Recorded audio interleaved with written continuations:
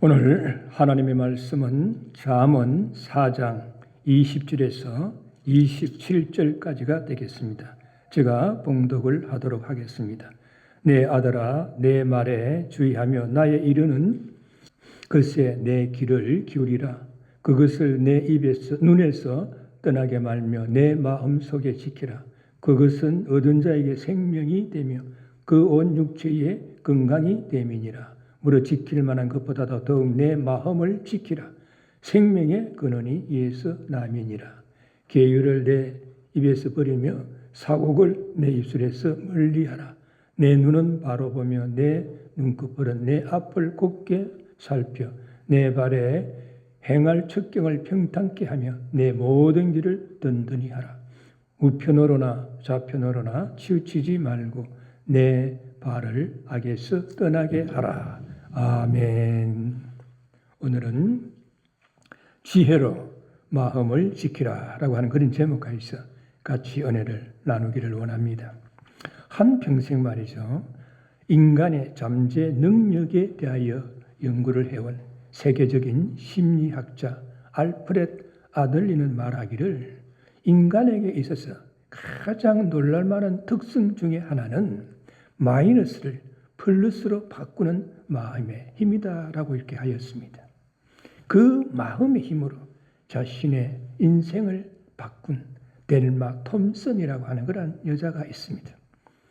육군 장교와 결혼을 한 델마 톰슨은 남편이 말이죠. 캘리포니아주 모하비 사막 인근 육군 훈련소로 배속이 되자 사막 근처의 통나무 집으로 이사를 갔었습니다.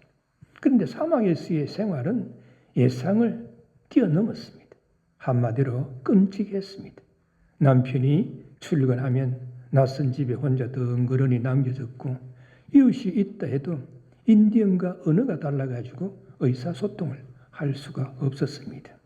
섭씨 50도를 오르내리는 지독한 그러한 열기, 집 주변을 기어다니는 도마뱀, 음식에까지 덮치는 모래바람도 견디기가 힘들었습니다. 그녀는 친정 부모님에게 감옥보다도 못한 이곳에서 더 살 수가 없다면서 당장이라도 집으로 돌아가고 싶다라고 이렇게 편지를 써가지고 보냈습니다. 얼마 후에 아버지에게서 말이죠. 답장이 왔는데 딱 두 마디였습니다. 두 제소가 감옥의 창문으로 밖을 바라보았다. 한 사람은 진흙탕을 보았고 다른 한 사람은 별을 보았다. 이 두 마디 말이 그녀에게 말이죠. 잊혀지지 않는 그런 교훈의 말이 되었습니다. 아버지의 답장에 부끄러움을 느낀 그녀는 현재의 상태에서 무엇이든 좋은 점을 찾아내려고 마음으로 결심하게 되었습니다. 즉 자신의 감옥의 창에서 별을 찾으려고 했던 것입니다. 그러는 동안 낯설었던 인디언들에게 그녀는 먼저 다가가 친구가 되었고 새로운 세계에 자극이 되고 감동이 되어가지고 새로운 인생길을 걸어가게 되었습니다. 유카 나무와 같은 사막에 말이죠. 나무에 관심을 가지게 됐고 또 사막에서 자라나고 있는 식물에 대해서도 관심을 가지게 되었고 또 사막의 곤충에 대해서도 관찰을 하게 되었고 프레리도그 같은 사막의 동물의 생태를 관찰했었습니다. 그래서 말이죠. 사막에서 겪은 흥미로운 경험들을 바탕으로 빛나는 성벽이라는 소설을 써가지고 유명 작가가 되었습니다. 그녀는 말이죠. 유명 작가가 된 후에 어느 인터뷰에서 이렇게 말했습니다. 모래바람도 폭염도 이웃도 그대로였다. 바뀐 것은 나 자신뿐이었다. 그렇다면 무엇이 그녀를 새롭게 변하게 하였겠습니까? 한 가지 말이죠. 변한 것이 있다라고 한다면 그녀의 마음가짐이었습니다. 똑같은 상황과 여건이 진흙탕으로 보이기도 하고 사막의 밤을 아름답게 수놓는 별처럼 보이기도 하는 것입니다. 진흙탕으로 보이는 눈이 불평불만의 마음에서 생긴다고 한다면 빛나는 별로 보이는 눈은 감사의 마음에서 나온 것이다라고 우리는 볼 수가 있습니다. 범사에 감사하라는 하나님의 말씀은 적은 일 하나에라도 하나님의 손길을 생각하라는 마음이 담겨져 있습니다. 감사하지 않는 마음은 우리의 삶을 불평과 원망과 절망으로 이끌 수밖에 없었기 때문입니다. 감사할 것이 없어서가 아니라 감사하기로 마음 먹지 않아서 우리는 감사하지 못하는 것입니다. 그러므로 우리는 어떤 환경과 여건 속에서도 하나님의 지혜로 긍정적인 마음을 가지고 그 마음을 지키는 것이 중요합니다. 우리 인간의 마음은 사고의 중심지이고 의식의 원천으로서 선한 행위나 악의 근원이 되는 것입니다. 즉 인간의 마음은 자신의 삶을 지배하는 그런 중심지입니다. 자신의 마음을 지키는 자는 기쁨과 즐거움과 감사가 넘치는 그런 생활을 할 수가 있지만은 자신의 마음을 지키지 못하는 자는 미움과 죄악이 가득 찬 생활을 하게 되므로 결국은 죄를 짓게 되는 것입니다. 그래서 오늘 본문 말씀에서는 지혜자는 세상의 그 어떤 것보다도 생명의 근원이 되는 마음을 지킬 것을 우리들에게 권면하고 있습니다. 그래서 오늘 본문의 첫 번째 파트에서는 지혜자는 어떻게 마음을 지켜야 하는가에 대해서 말씀을 하고 있습니다. 첫째는 말씀의 귀를 기울이고 지키라라고 20절에서 21절에 말씀하고 있습니다. 내 아들아 내 말에 주의하며 나의 이르는 것에 내 귀를 기울이라. 그것을 내 눈에서 떠나게 말며 내 마음속에 지키라라고 말씀하고 있습니다. 참 진리신 하나님께로부터 출발하는 신본주의적 지혜를 추구하는 방법으로 저자는 성과 악이 머무는 장소인 마음을 지킬 것을 강조하면서 말씀의 귀를 기울이고 마음속에 지키라라고 말씀하고 있습니다. 누군가가 말이죠. 페인트를 칠하면서 옷에 페인트를 갖다가 하나도 칠하지 않고 칠을 하겠다. 또는 자동차를 갖다가 물로 세차를 하면서 물 한 방울도 옷에 묻히지 아니하고 세차를 하겠다라고 하는 것이 가능하겠습니까? 이와 같이 우리 믿는 자들이 험하고 악한 세상을 살아가면서 세속에 물들지 아니하고 자신의 마음을 지키는 것은 참 어려운 일입니다. 그러므로 우리는 항상 길이요 진리요 생명이 되는 하나님의 말씀에 귀를 기울여 듣고 그 말씀을 마음판에 새기고 지켜야 하는 것입니다.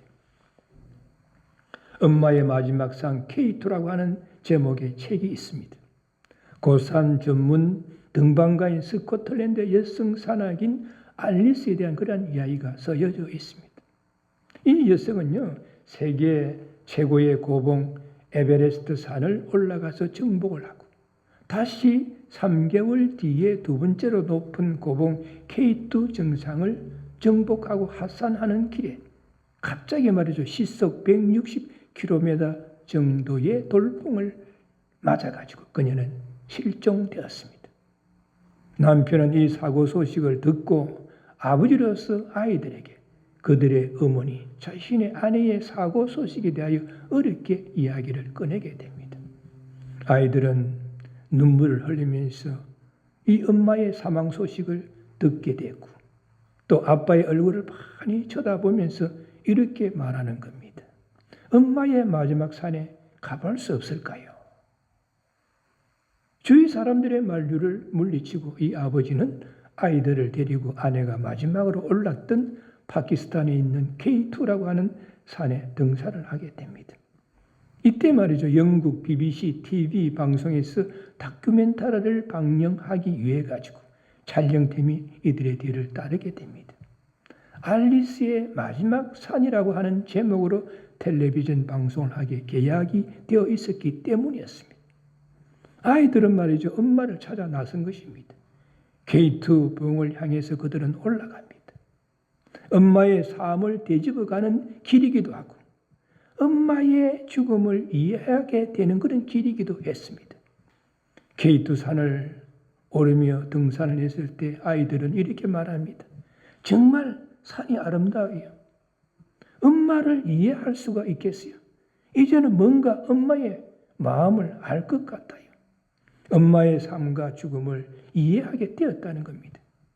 철없는 아이들이지만 산에 올라가면서 산을 내려오면서 엄마가 왜 이렇게 산을 좋아했나? 왜 엄마는 여기서 죽었나? 알 것 같았다라고 그들은 이야기를 했습니다. 엄마의 강인한 삶의 의지가 벌써 아이들의 마음에 전달되었다고 볼 수가 있습니다. 알게 모르게 어머니가 준 교훈, 소중한 마음, 소중한 말씀들이 이 어린 아이들의 마음속에 살아있는 것을 보고 아버지는 크게 감격했다고 합니다. 이 이야기는 아이들이 자신의 어머니의 삶과 죽음에 관심을 가지고 귀를 기울였을 때 어머니의 마음을 이해하게 되었고 어머니의 마음을 본받아 자신들의 마음을 지키게 되었다는 것입니다. 그래서 우리는 말이죠. 항상 진리의 말씀에 귀를 기울여 듣고 마음판에 새겨 둠으로 그 말씀의 그걸로 인해서 마음을 지켜 새 속에 물들지 아니하는 그러한 생활을 하도록 우리는 노력해야 할 것입니다. 또 마음을 지키는 방법의 두 번째는 계율과 사곡한 말을 버리라라고 24절에서 말씀하고 있습니다. 계율을 내 입에서 버리며 사곡한 걸 내 입술에서 멀리하라. 본질에서 말이죠. 인간의 마음을 지키는 데 있어서 외면적 경건 생활을 강조하고 있습니다. 여기서 말하는 계율과 사곡이라고 하는 것은 모두 교모하고 간사스럽게 남을 속이는 말을 가리키는 그러한 표현입니다. 우리 인간이 말이죠. 자신의 마음을 표현할 때 처음에는 말로서 표현하고 그리고 행동으로 나타나지 않습니까? 그런데 문제는 진실된 말이 있는가 하면 거짓되고 교모하고 간사한 말도 있지 않습니까? 그래서 말이죠. 말의 표현에 따라서 그 사람의 마음이 나타나게 되는 것입니다. 1953년 미국 샌디에고 근교에 어리어리한 말이죠. 저택에 전화가 한 통 걸려왔습니다. 한국 전쟁에 참전했던 아들이 살아서 돌아오게 되었다는 그러한 전화였습니다. 어머니는 말이죠. 아들이 한국 전쟁에 참전했다가 살아왔다는 그 기쁨이라고 하는 것을 말로 표현할 수가 없었습니다. 그렇게 말이죠. 한참을 아들과 통화를 하는데 아들이 갑자기 우울한 목소리로 이렇게 말했습니다. 어머니, 친구 한 명을 데리고 왔어요. 그 친구는 많이 다쳤는데 한쪽 눈과 한쪽 팔과 한쪽 다리를 잃었어요. 그런데 어머니, 그 친구는 돌아갈 집이 없어요. 우리와 함께 살면 안 되겠습니까? 이렇게 물어보는 거예요. 그래서 어머니는 아들의 청에 말이죠. 못 이겨가지고 마주 못해서 1년쯤 같이 살면 되지 않겠느냐라고 이렇게 이야기를 했었습니다. 그래서 아들은 늘 함께 살면 안 될까요? 라고 이렇게 재차 물어봤습니다. 그때 어머니가 대답하기를 얘야, 그런 친구는 너에게 짐이 될 수 있지 않겠느냐? 너도 생각해봐라. 그런 불구자와 어떻게 잠깐도 아니고 항상 같이 살 수가 있겠니? 그것은 어려울 것 같다. 라고 이렇게 이야기를 했었습니다. 그러자 전화통화는 그것으로 끝났습니다. 다음날 어머니는 반가운 아들을 만나는 것이 아니라 충격적인 비보를 받았습니다. 아들이 말이죠. 샌디에고에 있는 호텔의 12층에서 투신 자살을 했다는 것입니다. 놀란 어머니와 가족들이 달려가 시신을 보았는데 어머니는 그만 땅바닥에 주저앉았습니다. 아들이 전화로 이야기했던 몸이 많이 다친 친구는 바로 아들 자신이었고 불구자와 어떻게 한평생 살 수 있겠느냐는 어머니의 말을 듣고는 자신이 가족에게 짐이 될 것을 비관하여 스스로 목숨을 끊은 것입니다. 어머니가 내뱉은 한마디의 말이 아들을 죽음으로 몰고 간 것입니다. 물론 어머니는 그 사정을 잘 모르고 그렇게 이야기했을 것입니다. 그러므로 우리의 말 한마디가 다른 사람에게 힘과 용기를 주며 생명을 살릴 수 있지만은 한편으로는 낙심과 좌절과 멸망을 초래할 수 있다라고 본질은 말씀하고 있습니다. 그래서 우리 믿는 자들은 계율과 사곡한 말을 버리고 지혜로 자신의 입술의 말을 제어함으로써 마음을 지키는 자가 되도록 우리는 노력해야 할 것입니다. 또한 우리가 말이죠, 자신의 마음을 다스리기 위해서는 삶의 바른 지향점을 가져야 된다라고 25절에서 26절에 말씀하고 있습니다. 내 눈은 바로 보며 내 눈꺼풀은 내 앞을 곱게 살펴 내 발에 행할 적경을 평탄케 하며 내 모든 길을 든든히 하라라고 말씀하고 있습니다. 우리가 말이죠, 삶의 바른 지향점을 가지기 위해서는 무슨 마음을 가지고 무엇을 바라보며 어떤 길을 가느냐 하는 것은 매우 중요한 것이죠. 우리의 마음이라고 하는 것은 미래를 창조해 내는 그는 자료와 같은 것입니다. 우리가 말이죠, 잘 아는 가롯 유다의 비극은 마음에서 시작이 되었습니다. 요한복음 13장 2절에 보면 마귀가 벌써 시몬의 아들 가롯 유다의 마음에 예수를 팔려는 생각을 넣었더니라고 말씀을 하고 있습니다. 마귀가 말이죠, 가롯 유다의 마음에 악한 생각을 뿌려 넣었습니다. 마귀는 제약된 생각을 뿌리고 다닙니다. 그래서 우리가 말이죠, 갑자기 엉뚱한 생각을 할 때가 있고 엉뚱한 생각을 하다가 보면 엉뚱한 데 눈을 돌리게 되고 엉뚱한 길을 가게 되는 것입니다. 그런데 그 생각을 받아들이는 것은 자신의 마음입니다. 그러므로 가롯 유다의 책임은 모면할 수가 없습니다. 설령 말이죠, 사탄이 나쁜 생각을 뿌렸다 할지라도 그가 바른 삶의 지향점을 가졌더라면 그 길을 가지 않을 수도 있었습니다. 그러나 그가 나쁜 생각을 받아들이고 자기 것인 양 마음을 가졌을 때 그 생각이 행동으로 옮겨졌습니다. 생각은 말이죠, 어떻게 보면 씨앗과도 같습니다. 그것을 용납하고 받아들이면 씨앗이 자라듯이 우리 안에서 그 생각도 자랍니다. 처음에는 말이죠, 상상을 하겠지만은 결국은 나쁜 곳에 눈을 돌리게 되고 지악의 길로 가게 되는 것입니다. 가나안의 영웅이라고 불려지는 여호수아, 그 여호수아의 승리의 비결은 묵상을 통한 생각 지키기였다라고 볼 수가 있습니다.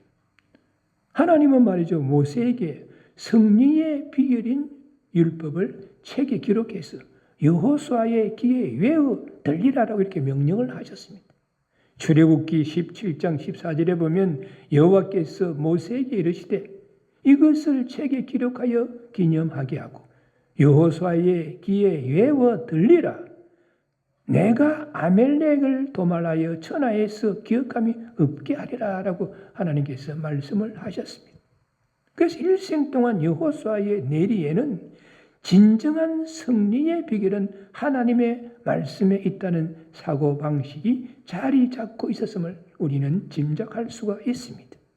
그래서 우리가 말이죠, 마음을 지키기 위해서는 바른 삶의 지향점을 가지고 바르게 보고 바른 길을 걸어가야 하는 것입니다. 그러기 위해서는 우리는 어떻게 되었습니까? 편견을 버리고 정도의 길을 걸어가야 된다라고 27절에서 말씀하고 있습니다. 우편으로나 좌편으로나 치우치지 말고 내 발을 악에서 떠나게 하라. 우리 믿는 자들의 말이죠, 발걸음이 좌우편 어느 한쪽에 치우친다는 것은 곧 죄의 유혹에 빠져 있음을 의미하는 것입니다. 반대로 그 발걸음이 좌우편 어느 한쪽에도 치우치지 않는다는 것은 곧 하나님 앞에서 경건하고 선한 정도의 생활을 유지하고 있음을 증명하는 것입니다. 즉 지혜로 마음을 지켜서 말씀의 반석 위에 굳게 서서 어떤 편견에 치우치지 말고 정도를 걸어가라 하는 그런 이야기가 되는 것입니다. 어떤 말이죠. 사업을 하는 두 사람이 사업 관계로 식당에서 만나가지고 식사를 했었습니다. 식사가 말이죠. 거의 끝날 무렵에 A라고 하는 사장이 B라고 하는 사장에게 이렇게 말하는 것입니다. 이번 일은 그야말로 크게 한몫 잡을 수 있는 그런 좋은 일이 될 것입니다. 우리 두 사람이 손을 잡으면 굉장한 돈벌이가 될 것입니다. 라고 A라는 사장이 B라는 사장에게 이야기를 했었습니다. 그런데 B라고 하는 사장이 말이죠. 그 이야기를 듣고 좀 난처하다는 뜻이 말을 했었습니다. 나는 크리스찬이기 때문에 기독교 신앙에 어긋나는 사업에는 한 번도 손을 대본 일이 없습니다. 이렇게 이야기를 하요.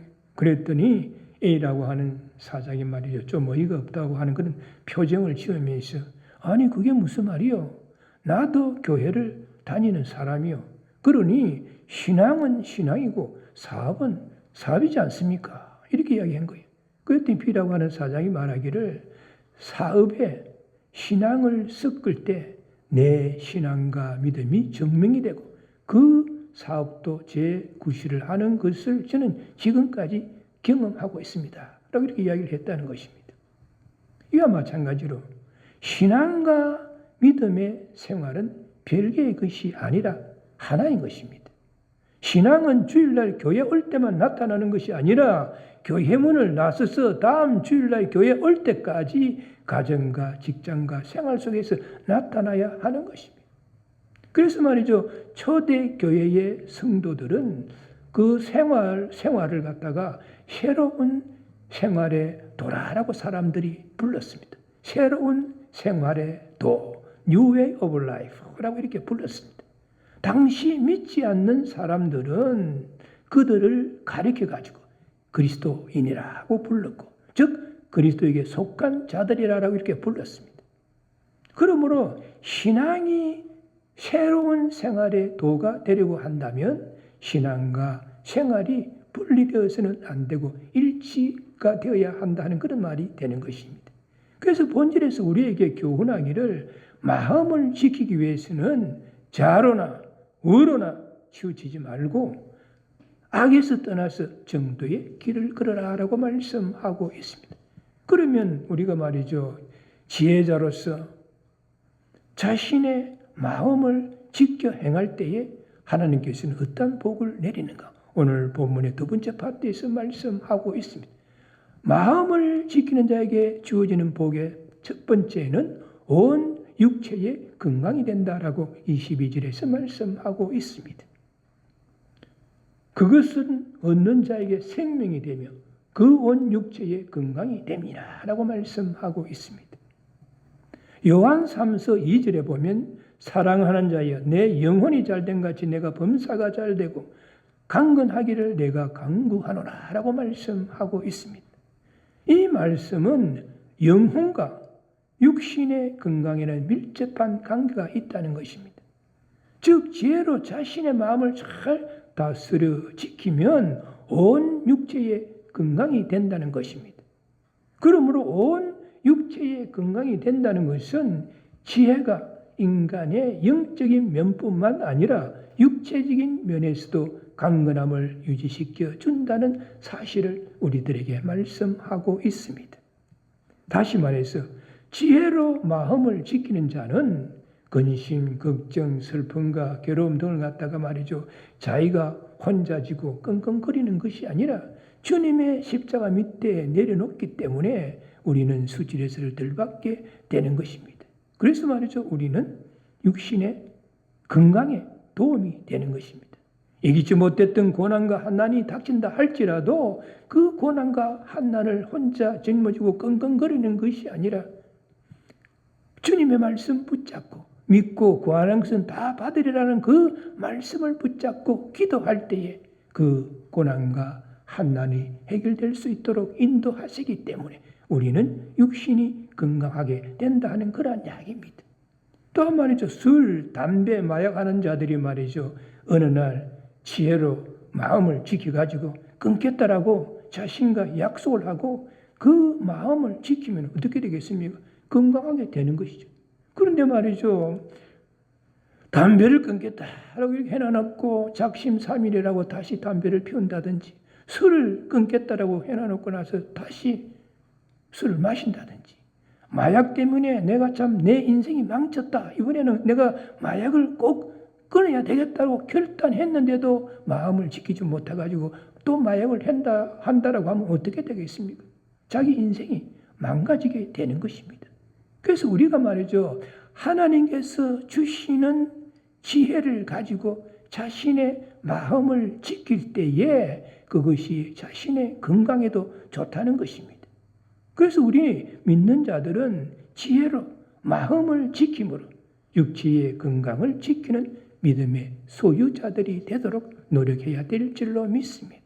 또한 우리가 말이죠, 하나님께 주시는 지혜로 마음을 지키면 생명의 근원이 된다라고 23절에서 말씀하고 있습니다. 무릇 지킬 만한 것보다도 더욱 내 마음을 지키라. 생명의 근원이 이에서 남이라 라고 말씀하고 있습니다. 본질에서는 무릇 지킬 만한 것보다도 더욱 내 마음을 지키라 라고 말씀하고 있습니다.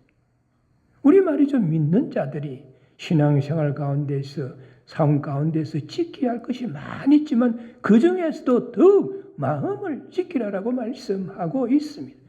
왜냐하면 우리의 삶과 신앙을 이끌어가는 것이 마음이기 때문에 생명의 근원이 이에서 난다는 것입니다.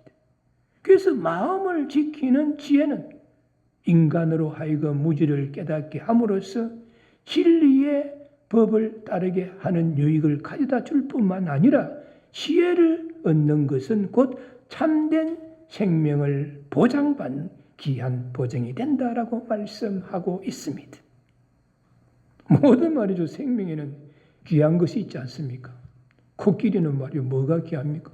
코끼리는 말이죠, 상아가 귀한 것이고, 곰은 말이죠, 썰개가 귀하다고 우리가 이야기하고 있고, 양은 털이 귀하고, 호랑이는 가죽이 귀하지 않습니까? 그러면 우리 인간에게 귀한 것이 무엇이라고 생각하십니까? 우리 인간에게 가장 귀한 것은 마음인 것입니다. 마음이 건강하고, 마음이 아름답고, 마음이 깨끗해야 한다는 것입니다. 그러므로 무엇보다도 마음을 지켜야 하나님의 복을 받을 수가 있는 것입니다. 생명의 근원이 이에서 나온다라고 말씀하셨습니다. 하나님은 우리 인생들의 마음을 아주 귀중하게 여기십니다. 육신이 말이죠, 아무리 건강하다 할지라도 마음이 병들면 불행해지는 것입니다. 집이 아무리 넓고 좋아도 마음이 좁으면 좁은 곳에 사는 것입니다. 아무리 육신이 자유롭다 할지라도 마음의 문이 닫혀 있으면 그 사람은 노예로 살아가는 것과 다를 바가 없는 것입니다. 그러므로 하나님께서는 우리 인간들을 볼 때에 외모를 보시지 아니하시고 우리의 중심, 우리의 마음을 보신다라고 사무엘상 16장 7절에서 말씀을 하셨습니다. 우리가 마음이 깨끗한 마음을 가졌을 때에 하나님께 우리는 쓰임받을 수가 있는 것입니다. 그런데 현대를 살아가는 많은 사람들이 마음이 말이죠, 이기주의로 오염이 되었고, 교만으로 오염이 되었고, 미움, 원망, 술 취함, 방탕, 음란, 악독, 속임, 분노 등으로 오염되어 가고 있는 안타까운 현실 속에 있습니다. 그래서 우리는 지혜로 마음을 지켜서 마음의 오염을 막을 수 있는 그런 지혜자가 되어야 되는 것입니다. 히브리 사람들은요, 사람들을 평가할 때에 이렇게 평가한다는 거예요. 돈을 어떻게 벌며 어떻게 관리를 하고 있는가? 분노의 감정을 어떻게 표출하는가? 왜 화를 내는가? 얼마나 자주 화를 내는가? 또 분노의 감정을 어떻게 마음으로 다스리는가 하는 이런 것들을 보면서 그 사람을 평가한다는 것입니다. 분노의 감정을 지혜의 마음으로 절제하고 다스려서 분노를 웃음으로 만들 수 있는 사람이다라고 하면 그 자는 지혜로운 자이고 인격적인 자라고 우리는 볼 수가 있습니다. 본질에서 뭐라고 말씀하고 있습니까? 무릇 지킬 만한 것보다도 더욱 내 마음을 지키라. 생명의 근원이 이에서 남이라라고 말씀하고 있습니다. 그래서 말이죠, 이 본절을 좀 더 정확하게 우리가 번역을 한다라고 하면 다른 어떤 것을 지키는 것보다도 내 마음을 지키는데 힘쓰라라고 하는 그런 말씀이 되는 것입니다. 여기서 말이요, 지키라고 하는 이 말씀은 악한 것을 피하는 자세가 아니라 담대히 싸워 이겨서 신앙의 성장을 이루는 신앙의 적극적인 태도를 우리들에게 권면하고 있습니다. 또한 악한 것과 싸워서 마음을 지켜야 하는 그런 분명한 이유는 마음을 지키는 것이 영육 간의 참된 생명을 소유하는 결과를 가져오기 때문이라고 말씀하고 있습니다. 오늘 우리는 본문을 통해서 세 가지 교훈을 얻을 수가 있습니다. 첫째는 하나님의 지혜로 마음을 지키는 자가 되어야 한다는 것입니다. 두 번째는 하나님의 지혜로 바른 삶을 살며 신앙생활을 하도록 노력해야 한다는 것입니다. 세 번째는 하나님의 지혜로 영육 간의 참된 생명을 소유할 수 있는 믿음의 소유자가 되어야 한다는 것입니다. 우리 모두 하나님의 지혜로 마음을 지켜서 바른 삶과 신앙생활을 하며 영육 간의 생명을 소유하는 믿음의 소유자들이 되시기를 주님의 이름으로 축원합니다. 기도하시겠습니다. 사랑의 주님, 오늘도 주님을 사랑하라는 아름다운 마음대로 모이시어 하나님 앞에 마음과 뜻과 정성을 다해서 예배를 드리게 하시고 진리의 말씀 안에서 이 어둡고 혼탁한 세상을 살아가면서 어떻게 마음을 지킬 것인가에 대해서 은혜를 나눌 수 있게 하심을 감사를 드립니다. 오늘 증거된 말씀을 다시 한번 바르게 이해하게 하시고 저희들이 마음판에 새겨서 우리 모두가 하나님께서 주시는 지혜로 자신의 마음을 잘 다스려서 좌로나 우로나 치우치지 아니하고 바른 길을 걸어감으로써 하나님께서 예비하신 육신의 건강과 영육 간의 참된 생명을 얻을 수 있는 믿음의 소유자들이 될 수 있도록 우리 모두를 인도하시고 넘치도록 축복하여 주옵소서. 우리 주 예수 그리스도의 이름으로 간절히 기도드리옵나이다. 아멘. 지금은 길이요 진리요 생명이 되는 우리 주 예수 그리스도의 은혜와 우리의 소망이 되시고 생명이 되시는 하나님의 크신 사랑과 오늘도 우리들의 마음 가운데 내재하시고 감동케 하시는 성령님의 역사하심이 하나님의 지혜로서 자신의 마음을 잘 다스려서 좌로나 우로나 치우치지 아니하고 바른 삶을 살아가며 바른 신앙생활을 하기를 소원하는 이 자리에 머리 숙인 모든 분들과 그 가정과 삶의 현장 위에 지금으로부터 영원까지 함께할지어다. 아멘.